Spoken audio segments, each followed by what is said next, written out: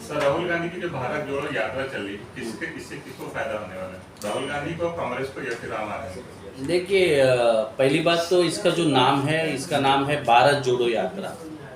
और जब हम भारत जोड़ने की बात करेंगे तो विरोधक जाहिर सी बात है ये बोलेगी कि भारत टूटा कब था कि आप उसको जोड़ रहे हो।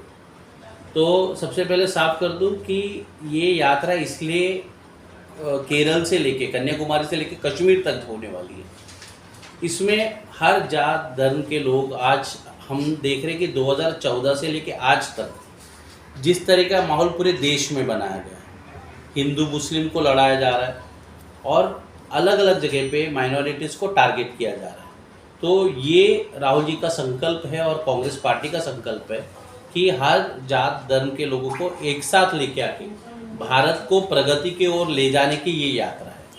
और इसीलिए ये यात्रा 5 महीने में कंप्लीट होगा और करीबन 3,500 किलोमीटर राहुल जी कांग्रेस के तमाम कार्यकर्ताओं के साथ चल के ये पदयात्रा पूरा होगी। महाराष्ट्र में किस तरह की तैयारी जो होगी, किस तरह का हुजूम होगा, किस तरह से कांग्रेस पार्टी जो है उनकी यात्रा को लेकर किस तरह से सतर्क है, किस तरह क्या कहेंगे? देखिए, महाराष्ट्र में जो यात्रा है आज से करीबन 10 दिन के बाद ये महाराष्ट्र में आएगी। आज ये यात्रा तेलंगाना में है, हैदराबाद होते हुए ये नांदेड़ में आएगी और यहाँ से फिर नासिक से ये गुजरात की तरफ जाएगी। तो महाराष्ट्र कांग्रेस के जो हमारे यहाँ पे अध्यक्ष है कि नाना पटोले जी ने इसकी पूरी तैयारी की है और इसके जो समन्वयक है ये बाला साहेब थोराट जी है, जिनके ऊपर पूरी जिम्मेदारी महाराष्ट्र प्रदेश और AICC ने उनके ऊपर दिया है कि पूरा यात्रा का योजना बाला साहेब थोराट करेंगे। और पूरे महाराष्ट्र के जितने कार्यकर्ता है, पदाधिकारी है, उत्साहित है कि करीबन 17 से 18 दिन राहुल जी के साथ हमें बात करने का, मिलने का, चलने का और उनका विचार समझने का हमें ये मौका मिलेगा। महाराष्ट्र कई प्रोजेक्ट हैं महाराष्ट्र के, वो गुजरात की तरफ जा रहे हैं, इसको लेकर आवाज़ें उठाई जा रही हैं। देखिए ये मैं समझता हूँ कि मेरा ये मानना है कि मोदी जी जब तक गुजरात के मुख्यमंत्री थे तब तक आप महाराष्ट्र में आते थे, यहाँ के बिजनेस डायस्पोरा को मिलते थे और उनको गुजरात की बड़ाई करते थे, तो कोई दिक्कत नहीं थी। मगर आज आप देश के प्रधानमंत्री हैं, आप ये महाराष्ट्र के साथ सौतेला व्यवहार नहीं कर सकते। महाराष्ट्र, मुंबई जो है ये देश की आर्थिक राजधानी है, यहाँ पे इंटरनेशनल फाइनेंशियल सेंटर था। आज आप जानते हैं कि करीबन देवेंद्र फडणवीस जी जब मुख्यमंत्री थे 2014 के 19 के बीच में, उनके मुख्यमंत्री होते हुए उन्होंने ये IFS को गुजरात ट्रांसफ़र किया जहाँ पे डोलेरा सिटी है।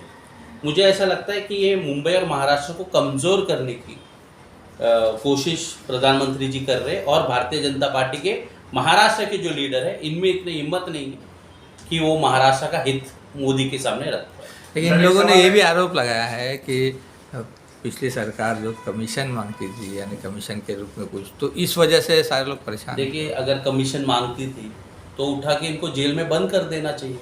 आपने जो लोगों ने मोदी जी के खिलाफ चैलेंज किया उनको बंद किया। अगर किसी ने कमीशन मांगा है तो आपके पास CBI है, ED है, केस दर्ज कर दिए और जो किसी ने मांगा उसको जेल में बंद कर दीजिए।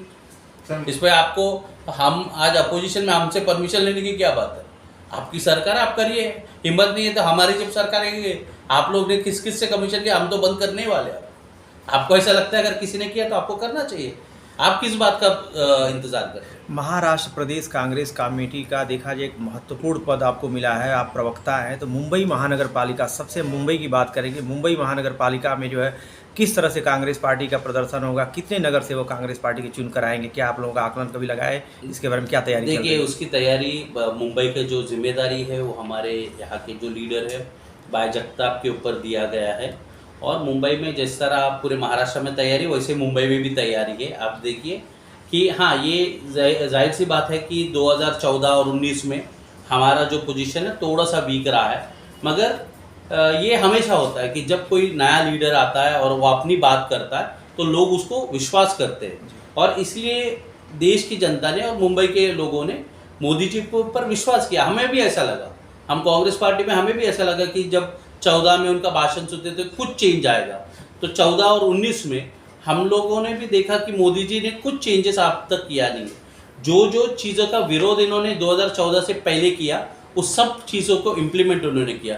एक छोटा उदाहरण देता हूँ, 2014 के पहले एफडीआई का विरोध करते थे, जब कांग्रेस ने ये कहा कि 49% एफडीआई दो, मोदी जी ने इसका विरोध करते थे, मगर जब 14 के बाद वो सत्ता पे डिफेंस में 100% एफडीआई लाई। उसी तरह एक छोटा सा एग्जांपल देता हूँ, ये जो एलपीजी सिलेंडर, पेट्रोल प्राइस जब बढ़ रहे थे तब इनकी हमारी जो केंद्रीय मंत्री है स्मृति ईरानी जी, वो सिलेंडर के ऊपर बैठ जाती थी, आंदोलन करती थी। आज 1400 के आसपास सिलेंडर का भाव हुआ है, तो आज उनके मुंह से जबान नहीं है, कुछ बोल नहीं रही है, आज उनको वो महंगा नहीं लग रहा है। और पेट्रोल का जो प्राइस है, वर्ल्ड में अगर आप देखते हो कि आज पेट्रोल प्राइस, क्रूड ऑयल का कीमत कम हो चुका है। मतलब जो कांग्रेस के समय पे 60 रुपया का पेट्रोल और डीजल आपको महंगा लगता था, मगर आज 100 के घर पे गया वो आपको सस्ता लग रहा है। तो ये मुझे लगता है कि हिपोक्रेसी है और बाकी कुछ नहीं। जैसे मोदी जी कहते हैं वैसे ही है, ये हिपोक्रेसी है। जब आप सत्ता से दूर रहते हो तब आपको बहुत चीज़ वादा करते हो, मगर सत्ता पे जैसे आते हो आप वो वादा को पूरा नहीं कर पाते। और आज जनता ने ये महसूस किया है, 14 से लेके आज 2022 है, लोग ये महसूस कर रहे हैं कि जो व्यक्ति 2 करोड़ नौकरी का बात कर रहा है और यहाँ से नौकरी छीना जा रहा है। तो मुझे ऐसा लगता है कि आगे जो भी चुनाव होगा इसमें आप इसका रिजल्ट जरूर देखेंगे। और इसका एक छोटा उदाहरण महाराष्ट्र में, जो 3 महीने पहले महाराष्ट्र में आपने देखा ना, सत्ता बदल हुई। कुछ शिवसेना के एमएलए 40 एमएलए, कुछ 10 इंडिपेंडेंट लोग जाके अपना गठ बना के आज उन्होंने यहाँ पे जो महाविकास आघाड़ी था उनको उस सरकार को गिराया। उसी पे मालूम पड़ता है कि अगर हिम्मत होती तो ये लोग सब राजीनामा देते और चुनाव पे जाते, लोगों को डिसाइड करने देते। मगर इनको विश्वास है उनके ऊपर, उनको अपने कार्य पे विश्वास है कि हम चुन के नहीं आने वाले, इसलिए वो लोग ने इस तरीके से बैकडोर एंट्री लिया। अगर इतना ही उनमें दम होता तो ये चुनाव के सामने जाते हैं, पब्लिक को डिसाइड करने। सर, उनका आपस में कुछ चल रहा, बच्चू कडू का मामला आप देख रहे, क्या उस पर क्या कांग्रेस का? देखिए, मुझे ऐसा लगता है कि बहुत दिल में पत्थर रखकर भारतीय जनता पार्टी ने एकनाथ शिंदे जी को मुख्यमंत्री बनाया और अब उसका डेडलाइन नज़दीक आ रहा है। मैं आपको बताता हूं कि आज 1-2 महीने के अंदर आप इस पे चेंजेस देखोगे। बच्चू कडू हो या रवि राणा जी हो, दोनों देवेंद्र फडणवीस से क्लोज है। वही अगर एकनाथ शिंदे के ऊपर आज आरोप लगा रहे हैं और कोकी की सरकार जो प्रचार हो रहा है पूरे महाराष्ट्र में, महाराष्ट्र का आज बच्चा जानता है कि ये 40 आमदार जो गए हैं ये कोई हिंदुत्व या दूसरे कारण से नहीं गए, पैसे लेके गए।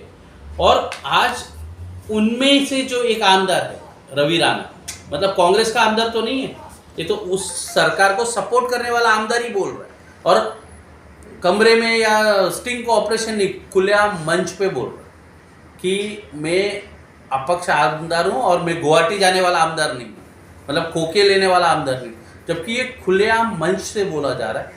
तो इसका हम क्या करें? इसका जवाब तो फडणवीस और एकनाथ शिंदे को देना चाहिए। सर, एक सवाल है कि कल जिस तरह खबर है कि महाराष्ट्र में जो कई वरिष्ठ नेता हैं उन सभी का सुरक्षा को हटा दिया गया है, क्योंकि इसके पहले भी जब केंद्र में मोदी की सरकार बनी थी तो उन्होंने राहुल गांधी और प्रियंका वाड्रा के कई लोगों पर सुरक्षा में कमी की थी। इसे कितने ऐसे देखते हैं?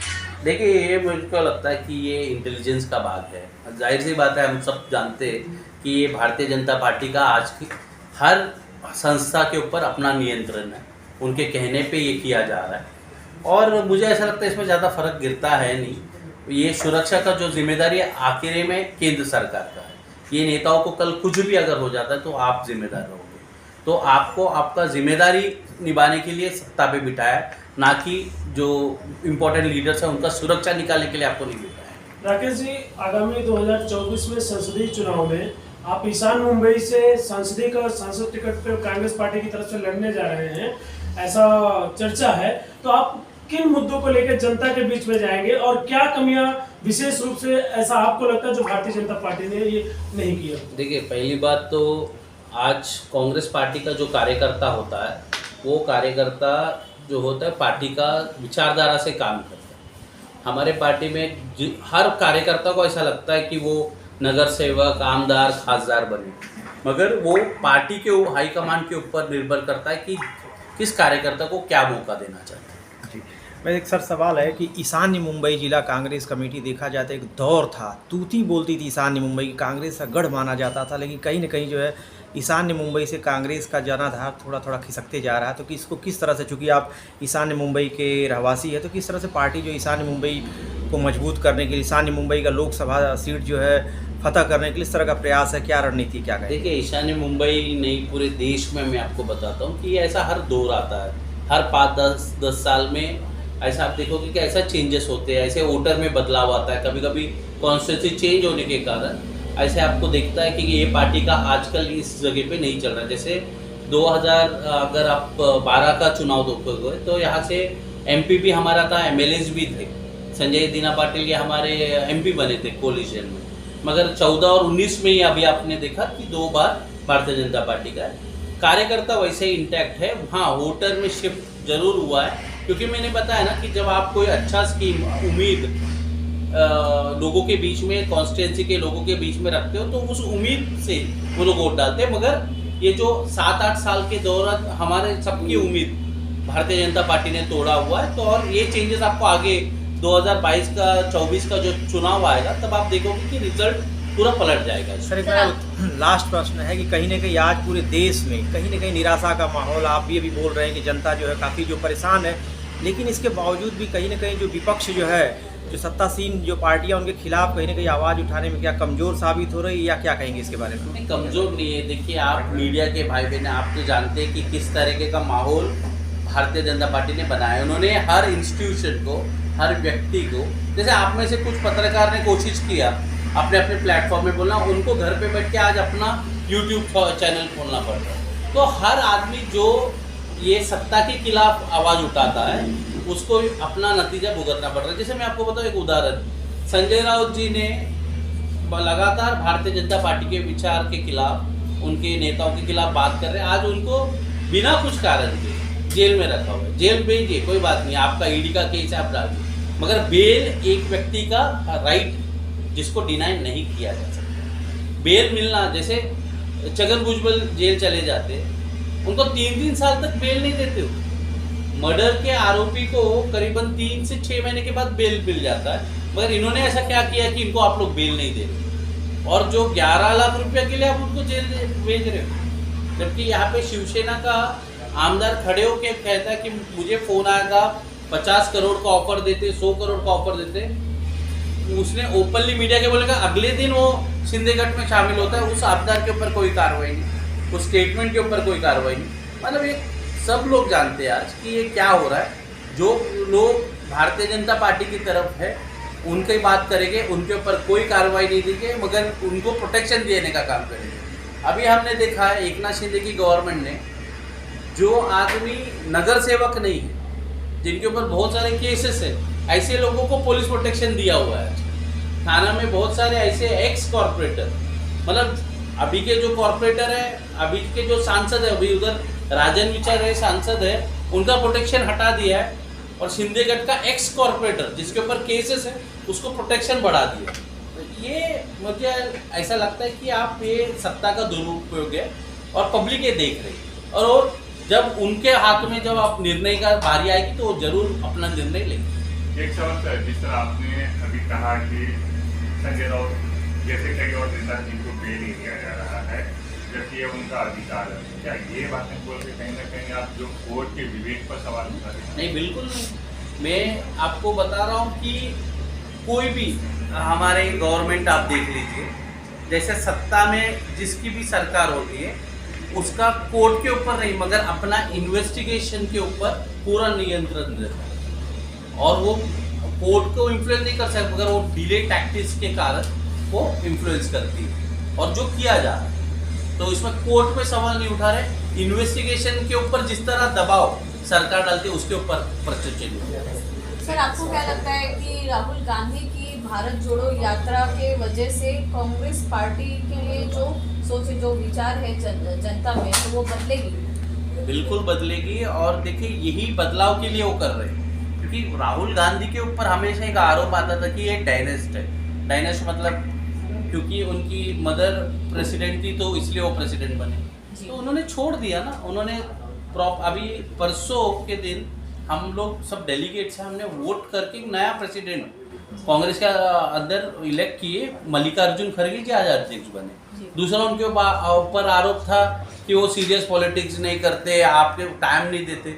वो चल रहे ना, कौन व्यक्ति है जो 5 से 6 महीना चलेगा, लोगों के बीच में चल के वो जा रहे, अपना कांग्रेस का मैसेज कन्याकुमारी से लेके कश्मीर तक जा रहे, एक ही लीडर है। ऐसा कोई और लीडर में हिम्मत नहीं कि इतना बड़ा मतलब एक तपस्या की जैसे वो काम कर रहे हैं। तो ये मुझे नहीं लगता कोई और लीडर कर पाएगा आज के। ठीक, थैंक यू। Thank you.